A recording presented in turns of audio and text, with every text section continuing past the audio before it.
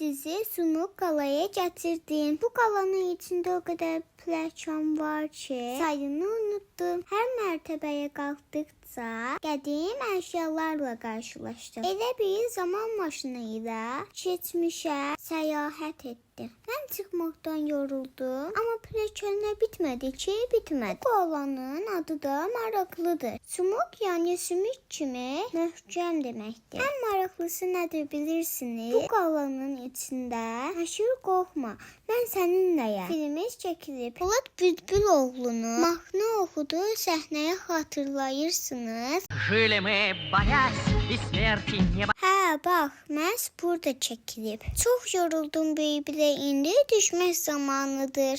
Amma düşmək istəmirəm. Amma atam sağ olsun. O məni qucağında düşürtdü.